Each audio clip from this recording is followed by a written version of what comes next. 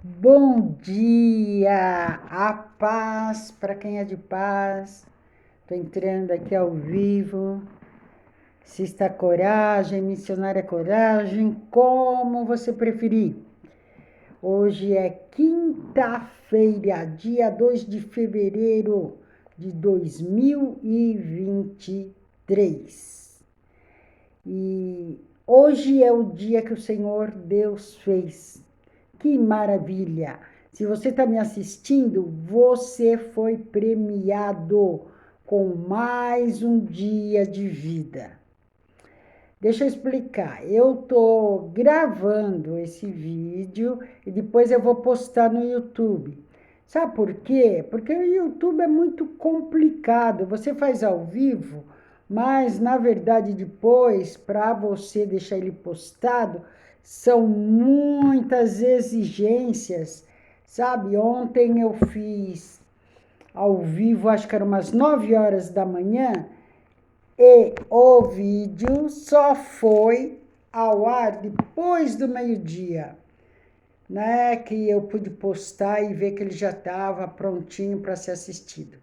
Então, eu vou fazer por aqui. Eu gravo e depois eu pego esse vídeo e posto no YouTube, tá bom? Um abraço para todos aqueles que estão dando aquela atenção, o pessoal que tem o meu zap, tem aí mandado mensagem, ouvi lá, que legal, tal, continua, é isso mesmo. Então, teve uma mensagem até que falou, pô, me edificou bastante a sua mensagem. Então, isso alegra a gente e dá aquele estímulo para a gente continuar fazendo, né? Deixa eu arrumar aqui meu turbante, deixar aqui, né? Ficar com uma cara mais bonitinha aqui, ó. Eu tô um pouquinho dodói, com a boca com afta, fim de gripe, sabe? Essas coisas de fim de verão. Mas nada vai me impedir que eu fale daquilo que eu fui chamada e comissada a fazer, que é sobre a palavra de Deus, ok? Vamos lá, hoje eu quero compartilhar com você em Efésios, se você tem uma Bíblia aí, ou se você vai procurar aí na internet uma Bíblia, você vai colocar Efésios. Efésios é no Novo Testamento. Efésios é uma das cartas que o apóstolo Paulo escreveu, né? Então, essa carta foi direcionada para a igreja que estava em Efésio. Então, é por isso que chama Efésios, né? E a cidade chama Efeso, ok? É no capítulo 6. Eu vou ler do versículo 10 adiante, né? Vocês já sabem, capítulo é aquele número maior, que é 6. E no menor, aqueles númerozinhos menores são os versículos. Então, nós vamos começar a ler lá no versículo 10. O título é A Armadura de Deus. No demais, irmãos meus, fortalecei-vos no Senhor e na força do seu poder. Revesti-vos de toda a armadura de Deus, para que possais estar firme contra as astutas ciladas do diabo. Porque não temos que lutar contra a carne e o sangue, mas sim contra os principados, contra as potestades, contra os príncipes das trevas deste século, contra as hostes espirituais da maldade nos lugares celestiais. Portanto, tomai toda a armadura de Deus, para que possais resistir no dia mau, e havendo feito tudo, ficar firmes.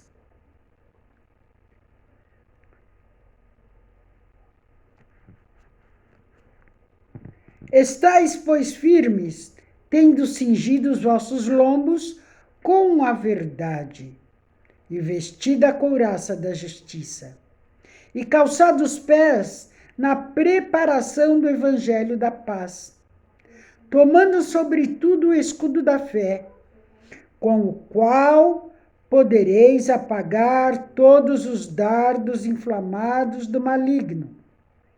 Tomai também o capacete da salvação e a espada do Espírito, que é a palavra de Deus. Orando em todo o tempo, com toda oração e súplica no Espírito. E, vigiando nisso, com toda a perseverança e súplica por todos os santos, e por mim, para que me seja dada, no abrir da minha boca, a palavra com confiança, para fazer notório o mistério do Evangelho, pelo qual sou embaixador em cadeias, para que possa falar dele livremente, como me convém falar. Nessa carta que Paulo direcionou ao pessoal que mora em Éfeso,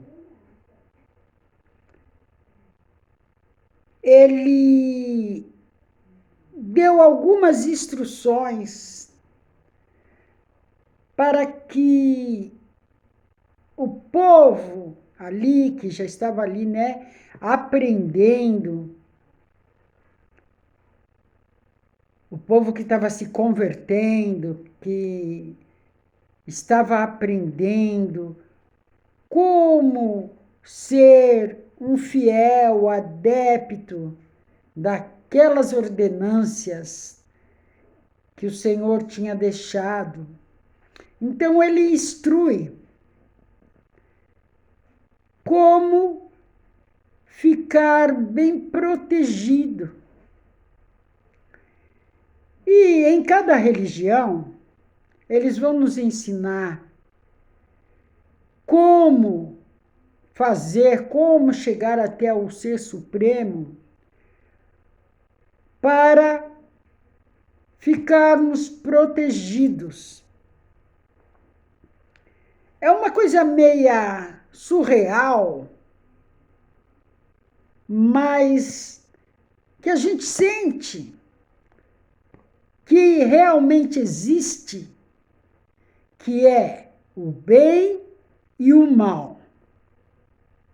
Se existe o bem, se a gente sabe o que é bem, é porque a gente sabe que existe o mal. E a gente sabe que os dois têm uma força tremenda, tanto o bem como o mal. E essas duas forças, elas só podem trabalhar em nós, só podem interferir no nosso modo de ser, na nossa vida, se nós deixarmos, se nós admitirmos, ou as duas forças estão trabalhando incansavelmente, sem cessar, uma força querendo o bem, o nosso bem, e a outra força querendo o nosso mal. Mas vai ganhar em nós a força que nós mais alimentarmos. Se você alimentar o bem vai vencer. Mas se você alimentar mais o mal, quem vai ganhar é o mal. Então, a fé de cada um de nós é justamente para isso, para a gente alimentar o nosso espírito, para que a gente possa se fortalecer, tanto no bem como para o mal. Tem religião que, se você for, ela vai te proteger do mal, mandando que você tome um banho de ervas, acendendo uma vela. Outras vai te mandar que você reze ali um terço, faça uma novena, faça um sacrifício. E outras vão simplesmente dizer que você tem que orar, meditar na palavra. Outra vai dizer que você tem que simplesmente ter o pensamento positivo, que você tem que atrair esse bem ou esse mal. Enfim, cada uma das religiões tem o seu próprio dogma, seus próprios conceitos, a sua própria maneira de adquirir o bem e de se livrar do mal, ou de adquirir o mal e sufocar o bem.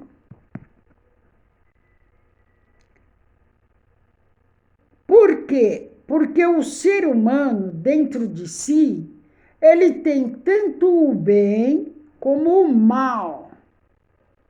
E aquilo que ele mais alimentar é que vai sobressair.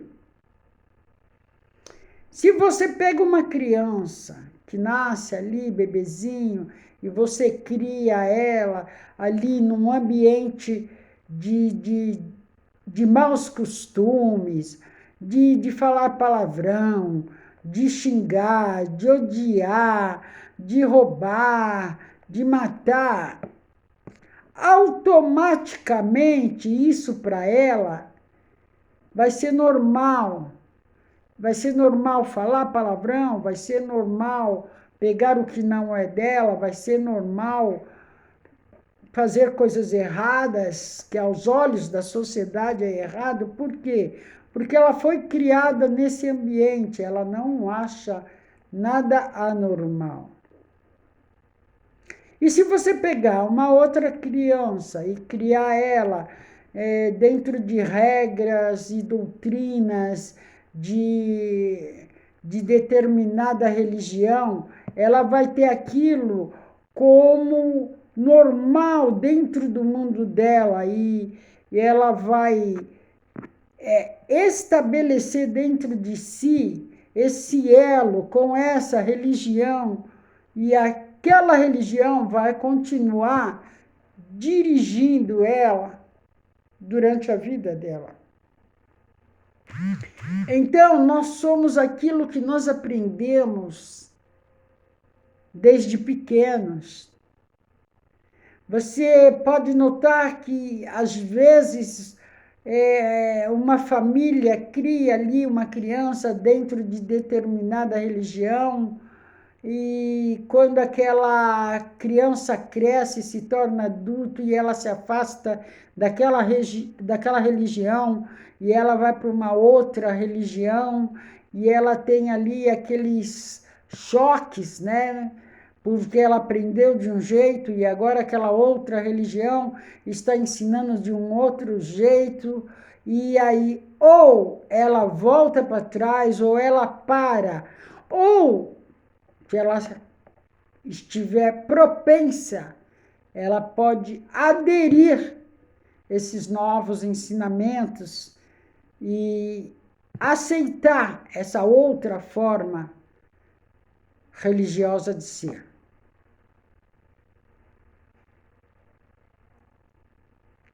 Eu, particularmente, eu fui criada dentro de um dogma, dentro de um tipo de religião. E quando cheguei na minha adolescência, eu me afastei dessa religião e conheci muitas outras, que eu sempre fui muito curiosa, e eu li muito, e fui em várias outras religiões, e depois abracei uma outra determinada religião, fiquei durante 25 anos, me fez muito bem, mas só que chegou um momento que eu falei, não preciso de religião. Eu não preciso de caminhos para chegar a Deus, porque Deus está comigo, Ele está dentro de mim. Eu descobri isso. Eu descobri, então, que Deus está muito mais próximo do que a religião quer fazer parecer que Ele está.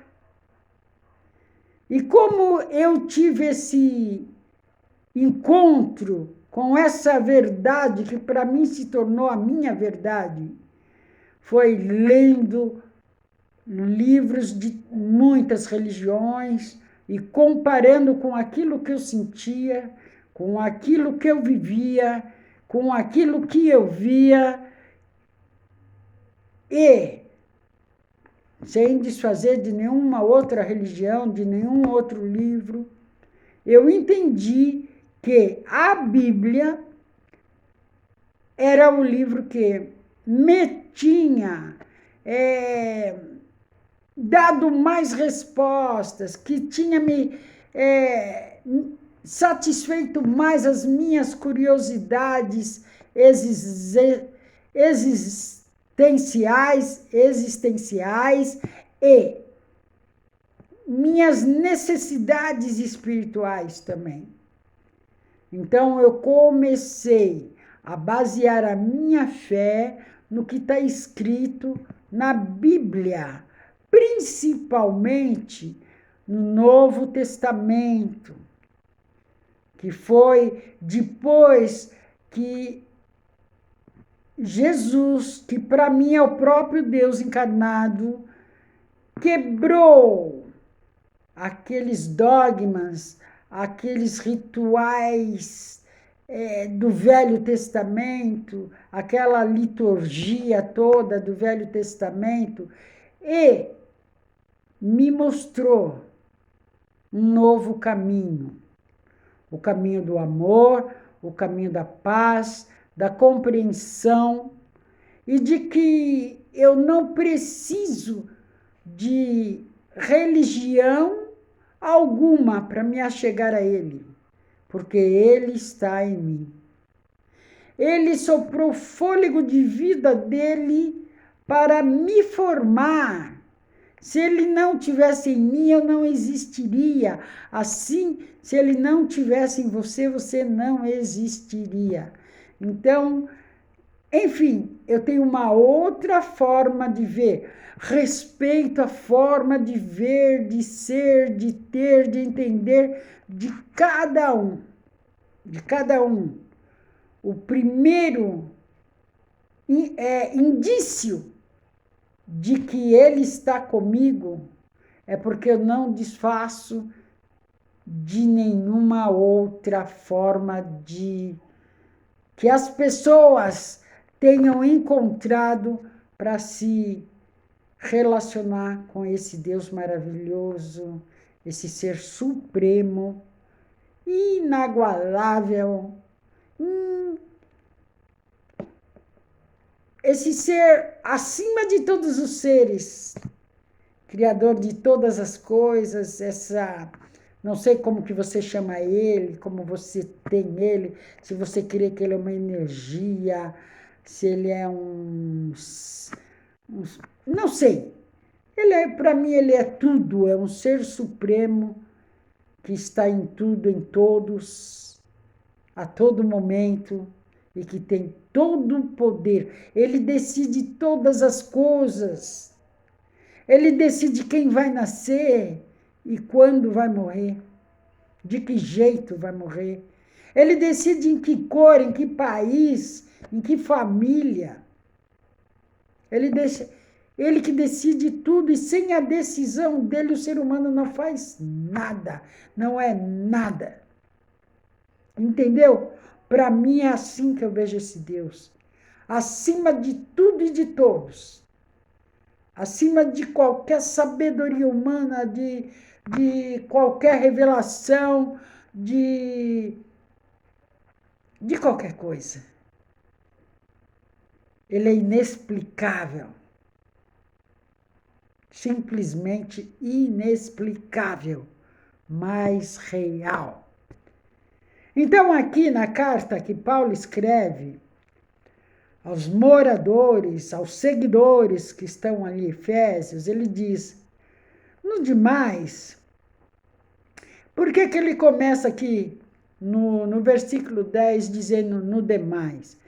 Porque se você ler esse capítulo inteiro, lá do versículo 1, você vai ver que ele está falando sobre outras coisas, ele está orientando os filhos, para os filhos ser obedientes aos pais, e não sei o que tal. Então ele entra em outros assuntos, aí ele fala, bom, e depois de tudo isso, no demais, a gente tem que se fortalecer em quem?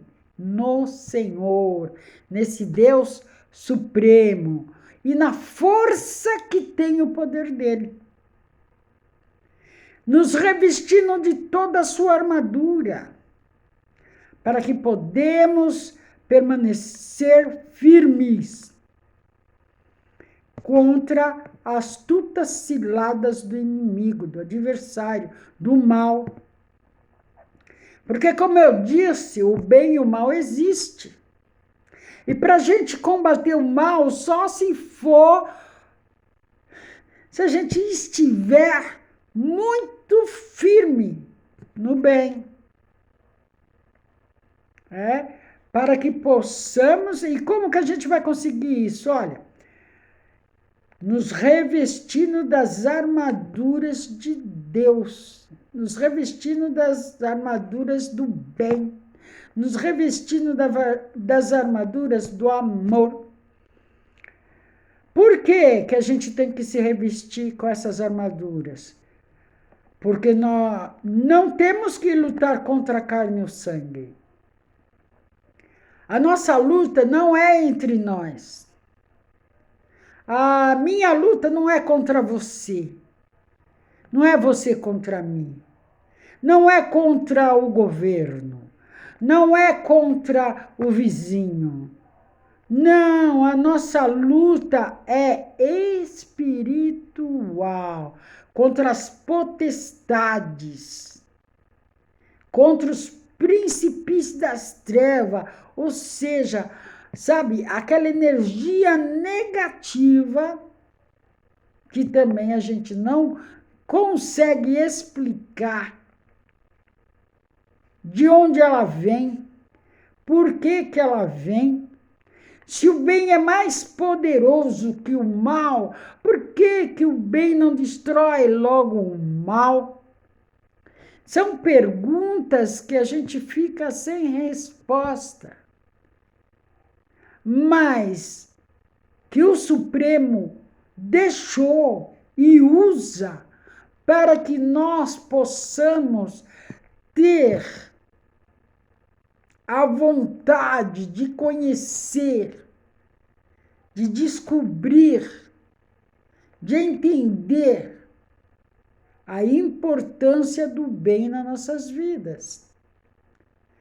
Porque senão, se viesse tudo mastigadinho só para engolir, nós não teríamos essa curiosidade de saber discernir entre o bem e entre o mal. Seria tudo muito simples, seria tudo muito...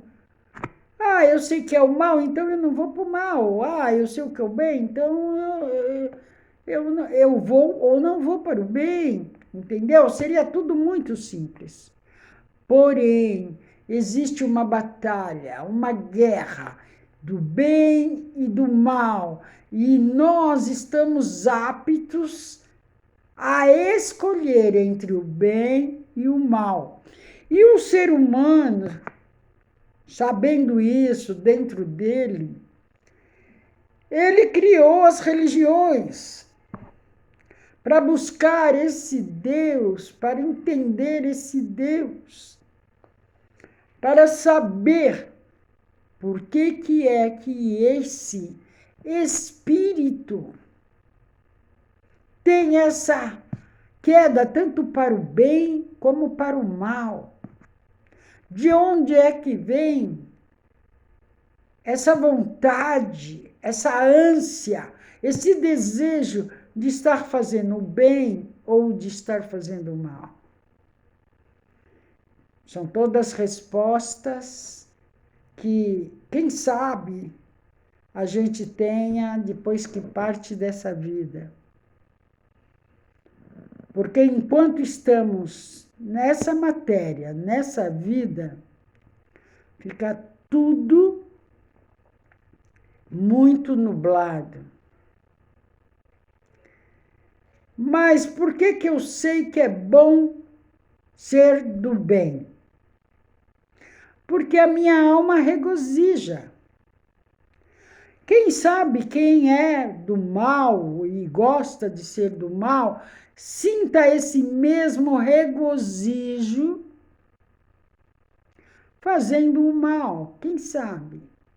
Não sei.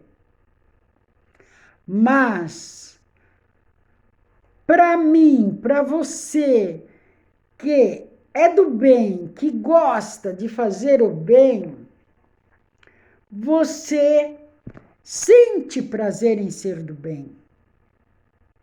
Você sente prazer de chegar à noite e deitar a sua cabeça no seu travesseiro em paz, em saber que você não desejou o mal para ninguém, que você não fez o mal para ninguém, que você está acima de qualquer suspeita, não porque existe uma lei igual, tipo assim, eu não vou ali roubar um banco, não porque eu tenho medo da polícia me prender. Não, porque dentro de mim, o que está dentro daquele banco não me pertence. Então, se não é meu, eu não tenho que ir lá, nem na boa e nem na forçada, nem com uma arma. Não, eu não tenho que ir lá pegar o que não é meu. Eu tenho que me contentar com aquilo que é meu. Não pelo medo de ser presa, não pelo medo de ser castigada, de ser apontada, de ser acusada. Não, simplesmente porque não é meu. Essa é a essência do bem dentro daqueles que querem o bem. Como existe a essência do mal para aqueles que são do mal. Ele vai lá com uma arma e rouba o banco, ele sabe que aquilo não é dele, ele sabe que ele corre o perigo de ser preso, ele sabe que a sociedade toda está achando que ele é mau porque ele fez aquilo, mas ele vai lá e faz.